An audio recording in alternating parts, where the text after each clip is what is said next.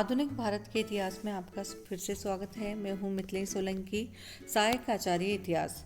आज का हमारा टॉपिक है जनजातीय विद्रोह। पिछले विद्रोह में हमने किसान विद्रोह की चर्चा की थी। आज का जो टॉपिक है जनजातीय विद्रोह, उनके सबसे पहले हम कारणों पे चर्चा करेंगे। तो जो कारण रहे हैं वो संघर्ष की आर्थिक पृष्ठभूमि। आर्थिक तत्वों को जनजातीय विद्रोह के प्रमुख कारणों में शामिल किया गया है। आदिवासियों के जीवन में वनों की बड़ी महत्वपूर्ण भूमिका थी और जंगलों पर उनका परंपरागत अधिकार था। लेकिन ब्रिटिश सरकार की वन नीति ने वनों को सरकारी संपत्ति घोषित कर दिया और आदिवासियों को वन सामग्री के उपयोग की आज़ादी नहीं रही। भू राजस्व के नए तरीकों अर्थात नगद भुगतान की पद्धति ने महाजन व्यवस्था को जन्म दिया। फलतः ग्रामीण अर्थव्यवस्था पर महाजनों की पकड़ मजबूत हुई और आदिवासी अपनी भूमि से बेदखल किए जाने लगे। 1773 के स्थायी बंदोबस्त से संतालों को अपनी पुस्त जमीनों को हाथ से धोना पड़ा और नए जमींदार अपनी जमीनों के मालिक बन बैठे और बीच में बड़ी संख्या में बिचौलियों की जमात खड़ी हो गई। इस नई व्यवस्था के खिलाफ आदिवासियों ने बगावत कर दी। आबकारी करों की वसूली भी जनजातीय विद्रोह का महत्वपूर्ण कारण बनी। चावल की कम नशीली शराब पर 1822 में उत्पाद शुल्क लगा दिए जाने से स्वनिर्मित शराब का उपयोग उनके लिए दुभर हो गया। सरकार ने 1830 में प्रति घर से 4 आना वसूल करना शुरू कर दिया। 1827 में पोस्त की जबरन खेती की शुरुआत की और अफीम पर भी कर वसूली की शुरुआत हुई। आदिवासियों पर नमक कर भी लगा दिया गया। राजनीतिक प्रशासनिक कारण। नया प्रशासनिक ढांचा। राजस्व एवं सामरिक आवश्यकताओं के कारण अंग्रेजों ने आदिवासी इलाकों में पुलिस थाने, सैनिक छावनियां स्थापित की। कंपनी के कानूनों को लागू किया। नए शासन के कानूनों और पुलिस कर्मियों की शोषण प्रवृत्ति से आदिवासी त्रस्त हो गए। वे नई व्यवस्था को स्वीकार करने के लिए बिल्कुल भी तत्पर नहीं थे। फलतः उन्होंने विद्रोह किया। वस्तुतः आदिवासी शेष समाज से अलग थलग रहते थे, लेकिन ब्रिटिश राज ने उनको पूरी तरह से अपने वैश्विक घेरे के भीतर खींच लिया। सामाजिक धार्मिक कारण। ब्रिटिश कारिंदों ने आदिवासियों की सामाजिक व्यवस्था एवं रीति रिवाजों की आलोचना शुरू कर दी।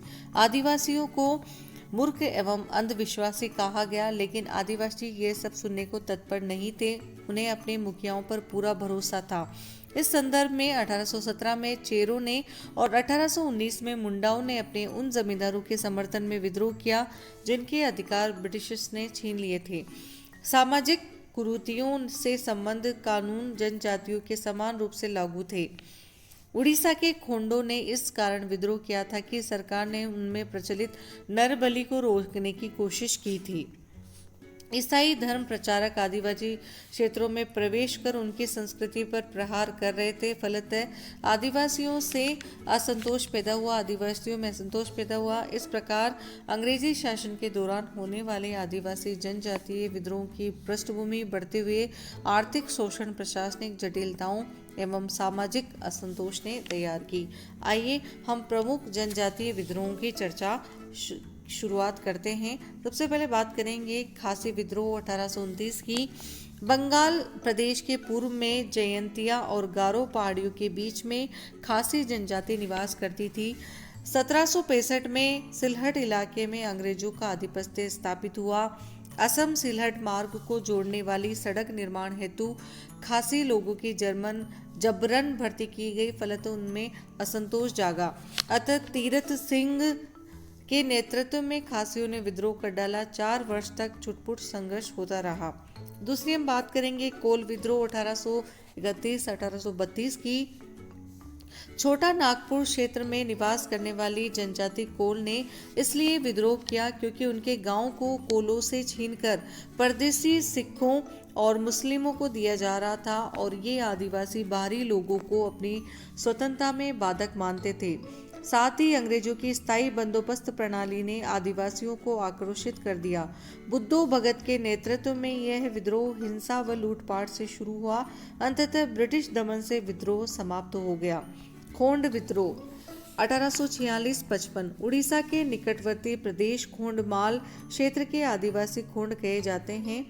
विद्रोह का मूल कारण वस्तुतः इस इलाके में बाहरी बसने वाले लोगों की संख्या में वृद्धि थी। फलतः चक्र बिश्नोई के नेतृत्व में विद्रोह हुआ। संताल विद्रोह 1855-56। भागलपुर से राजमहल तक का भूभाग संताल बहुल क्षेत्र था। विद्रोह का मूल कारण महाजनों के बढ़ते शोषण, उधार की समस्या, पुलिसिया भ्रष्टाचार तथा संतालों की जमीन से बेदखल कर बाहरी जमींदारों को दिया जाना था। दीकू, गैर आदिवासी और सरकारी अधिकारी भी संतालों के निगाह में अत्याचारी थे। ये लोग संतालों से बेगार कराते थे, अतः संतालों ने इन दीकुओं के प्रवेश पर आपत्ति जताई। प्रारंभ में संताल महाजन व्यापारियों के खिलाफ न कि अंग्रेजों के, किंतु जब अंग्रेज अधिकारियों ने इन व्यापारियों की मदद की तब आदिवासी विद्रोह जो व्यक्ति थे वो अंग्रेजों के विरुद्ध हो गए। अतः सिद्धू कानू के नेतृत्व में 1855 में संतालों ने विद्रोह कर दिया।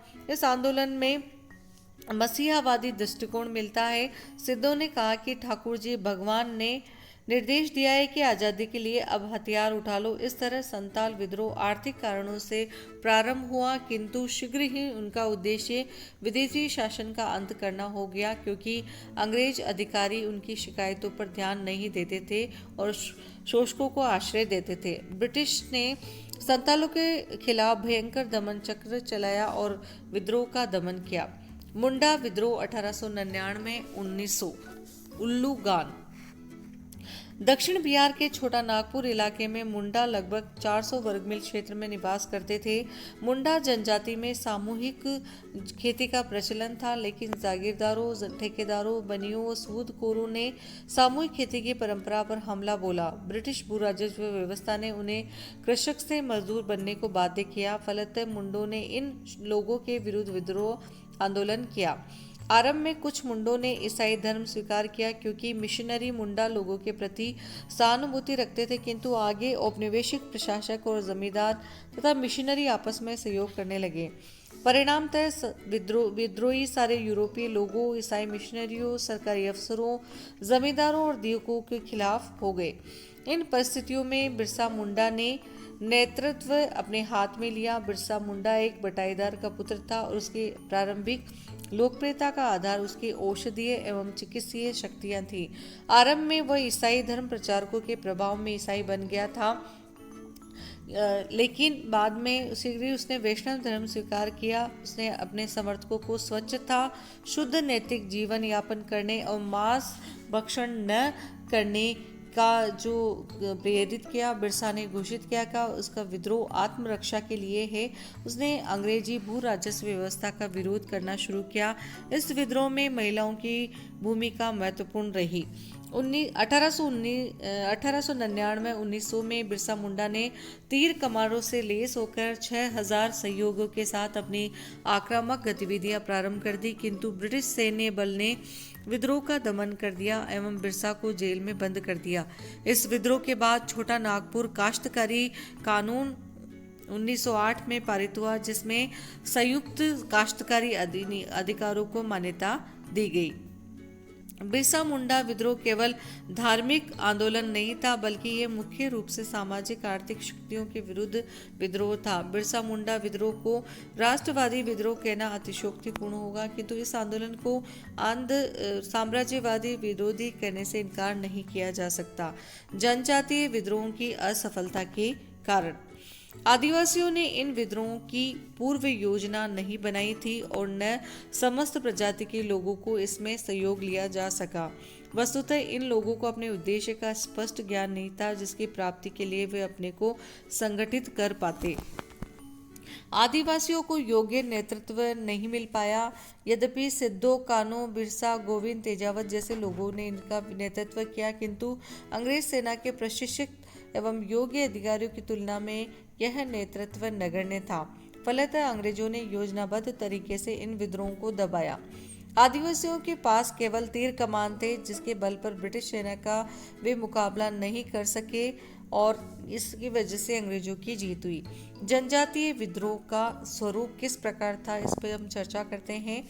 ये विद्रोह अपने स्वरूप में स्थानीय थे और स्थानीय मुद्दों से ही संबंध थे और इनका प्रभाव भी स्थानीय था। ये विद्रोह पुरातन मूल्यों एवं आदर्शों से प्रभावित थे। विद्रोह पुनर्स्थापनावादी दृष्टिकोण से परिचालित थे। विद्रोह का उद्देश्य पुरातन सामाजिक एवं आर्थिक व्यवस्था एवं संबंधों को स्थापित करना था।